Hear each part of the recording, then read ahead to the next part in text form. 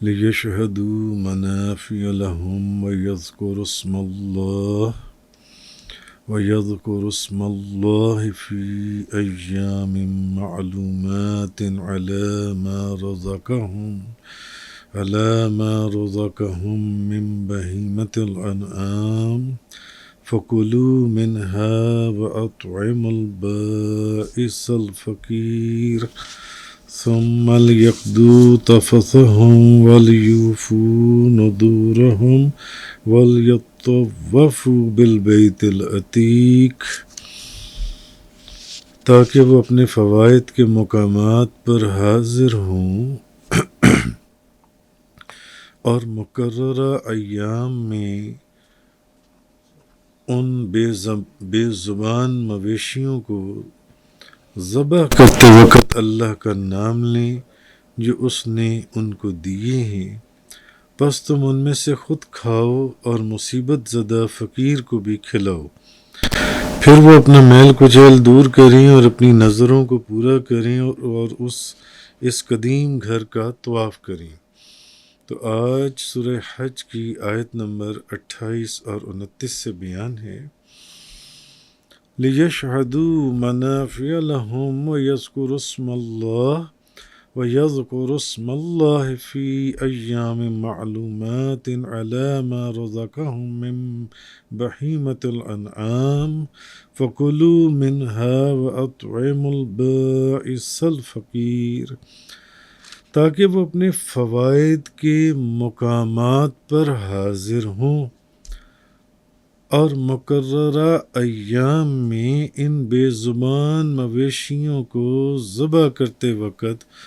اللہ کا نام لیں جو اس نے ان کو دیے ہیں، پس تم ان میں سے خود کھاؤ اور مصیبت زدہ فقیر کو بھی کھلاؤ۔ اب اس سے پچھلی آیات جو ہیں اس میں حج کرنے کا حکم دیا گیا تھا، جب آپ کو فرمایا گیا ابراہیم علیہ السلام کو کہ آپ حج کے لیے لوگوں کو بلائیے، اور اب وہ جو حکم دیا گیا تھا حج کے لیے، حج کرنے کا جو حکم دیا گیا تھا، اب اس کی وجہ بیان کی جا رہی ہے کہ حج کرنے کا حکم کیوں دیا گیا یا اس کی حکمت بیان کی جا رہی ہے۔ تو فرمایا کہ لوگوں کو حج کے لیے بلائیں تاکہ وہ حج کر کے اپنا دینی اور دنیاوی دونوں طرح کے فوائد حاصل کریں، دنیا کا بھی فائدہ حاصل کریں حج کر کے اور دین کا بھی فائدہ حاصل کریں۔ اور یہ بات جو ہے کہ دنیا کا بھی فائدہ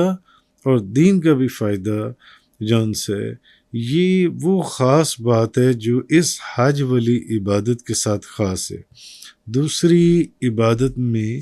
یہ بات جو ہے یا وہ فوائد جون سی اس طرح نہیں پائے جاتے۔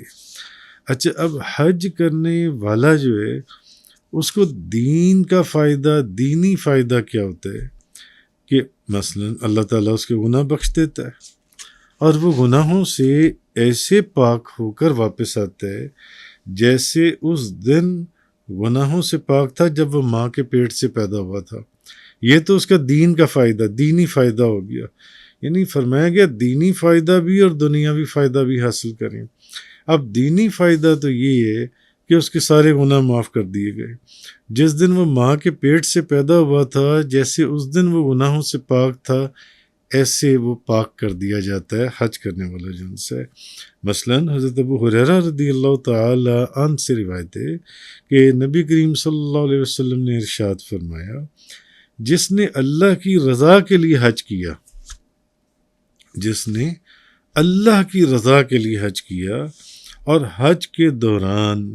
اب جب وہ حج کر رہا تھا تو اس نے کوئی فوش کلام یا کوئی گناہ نہیں کیا، کوئی فسق نہیں کیا، تو وہ گناہوں سے ایسے پاک ہو کر لوٹے گا جو حج کرنے والا تھا جیسے اس دن تھا جب کہ وہ ماں کے پیٹ سے پیدا ہوا۔ یعنی کہ دینی فائدہ ایک تو یہ کہ اس کے گناہ سارے معاف کر دیے جاتے ہیں، ایسے پاک کر دیا جاتا ہے گناہوں سے جیسے انسان اس دن ہوتا ہے جس دن وہ ماں کے پیٹ سے باہر آتا ہے۔ اور ایک حدیث میں حضرت عبداللہ بن مسعود رضی اللہ تعالی عنہ سے روایت ہے کہ نبی پاک صلی اللہ علیہ وسلم نے فرمایا کہ حج اور عمرہ جو ہے یہ محتاجی اور گناہوں کو ایسے دور کرتی ہیں. حج اور عمرہ یہ محتاجی کو بھی دور کر دیتی ہیں اور گناہوں کو بھی دور کر دیتی ہیں. یعنی اب اس میں بھی دونوں فائدے ہو گئے، دین کا بھی فائدہ، دینی فائدہ بھی اور دنیاوی فائدہ بھی. تو یہ حج اور عمرہ جو ہے یہ محتاجی اور گناہوں کو ایسے دور کرتی ہیں جیسے کہ بھٹی جو ہے یہ لوہے، چاندی اور سونے کے میل کو دور کر دیتی ہے. اور حج مبرور جو ہے اس کا تو ثواب ہے ہی جنت ہے. اچھا، اور دنیاوی فائدہ ایک یہ بھی ہے کہ حج کے دنوں میں لوگ تجارت کر کے مالی نفع بھی حاصل کرتے ہیں حج کے دنوں میں. تو معلوم ہوا کہ حج ایک ایسی عبادت ہے جس میں دینی فائدہ بھی ہے اور دنیاوی فائدہ بھی ہے. دینی فائدہ کہ انسان گناہوں سے ایسے پاک ہو جاتا ہے جیسے کہ اس دن تھا جب وہ اپنی ماں کے پیٹ سے باہر آیا تھا. اور دنیاوی فائدہ جو ان سے وہ محتاج نہیں رہتا، اس کی محتاجی ختم کر دی جاتی ہے. دوسرا، وہ تجارت کر کے مالی نفع بھی حاصل کر سکتا ہے. تو اگر غور سے دیکھا جائے اور اس کو سمجھا جائے تو حج جو ہے یہ دنیا اسلام کی ایک، یا مسلمانوں کی یہ ایک عالمی کانفرنس بھی کہلاتی ہے. حج جن سے اگر غور سے دیکھا جائے پوری دنیا کے کونے کونے سے لوگ ایک جگہ پر مسلمان اکٹھے ہوتے ہیں. تو یہ دنیا اسلام کی ایک عالمی کانفرنس بھی ہوئی. اور ذکر اور عبادت، حج اور قربانی کے علاوہ دنیا اسلام کے جو تمام مسائل ہیں ان پر غور و فکر کرنے کا ایک سنہری موقع ہے کہ اسلام کو کون کون سے مسائل درپیش ہیں، اس کے اوپر غور و فکر کرنے کا ایک نہایت ہی خوبصورت موقع ہے. تو یہ ایک اسلامی کانفرنس بھی ہے کہ پوری دنیا سے مسلمان جو ہیں اس جگہ پر اکٹھے ہوتے ہیں جو سے. اور اسی لیے آپ دیکھیں کہ خلفائے راشدین کے زمانے میں حج کے دنوں میں مملکت اسلامیہ کے جو تمام صوبوں کے گورنر ہیں اور جو دیگر اعلیٰ حکام ہیں وہ سب مکہ میں جمع ہوا کرتے تھے. سب حج کے دنوں میں جتنے گورنر اور جتنے اعلیٰ حکام ہیں مملکت اسلامیہ کے وہ سب جمع ہوتے تھے. بلکہ حضرت فاروق اعظم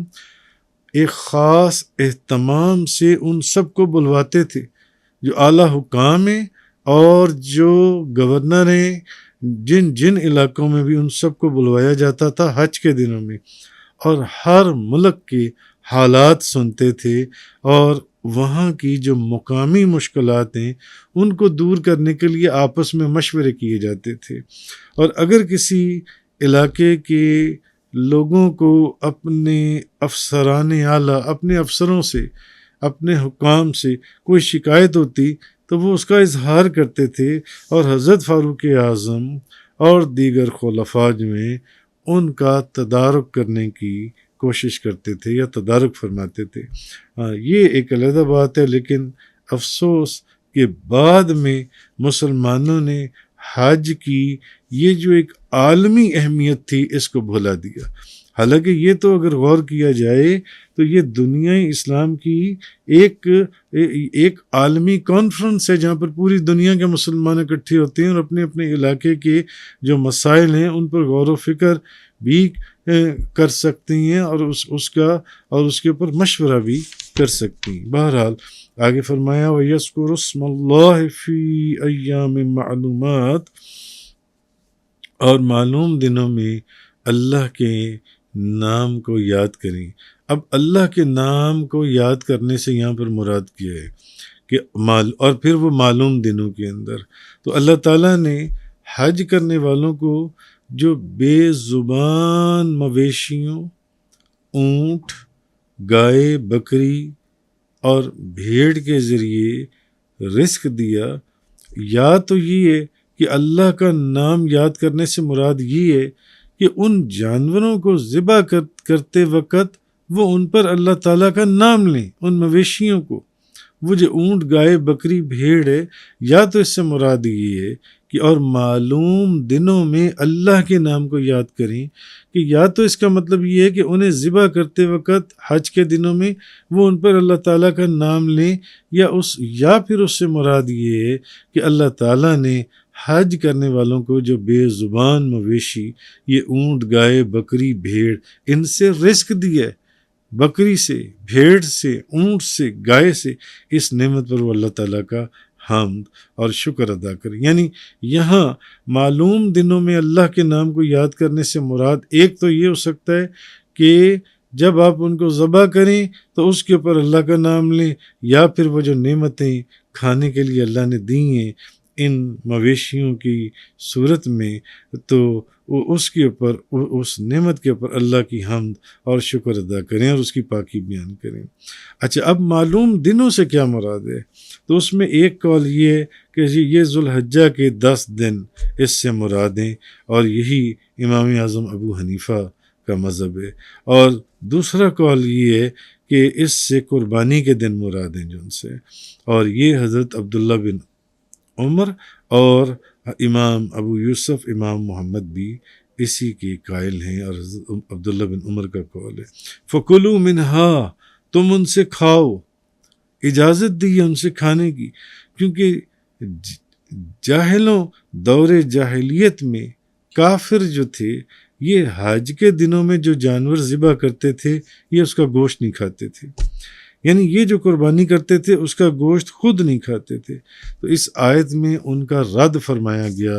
اور فرمایا گیا نہیں، یہ ان کی مخالفت کرو، یہ قربانیوں کا گوشت نہیں کھاتے مگر ہم قربانیوں کا گوشت کھائیں گے. تو اس لیے فرمایا فَكُلُوا مِنْهَا، تم ان سے کھاؤ. تو اس آیت میں اصل میں ان کافروں کا رد کیا گیا، اور مسلمانوں کو حکم دیا گیا کہ تم حج کے دنوں میں جو جانور ذبح کرو اس کا گوشت خود بھی کھاؤ اور محتاج کو بھی کھلاؤ، یعنی دوسروں کو بھی کھلاؤ. اور پھر ثم ليقضوا تفثهم، پھر انہیں چاہیے کہ اپنا میل کچیل اتاریں. تو یعنی پھر انہیں چاہیے کہ اپنا میل کچیل اتاریں، اپنی مونچھیں جو ان سے مونچھیں بنائیں، ناخن کاٹیں، اور زیر ناف اور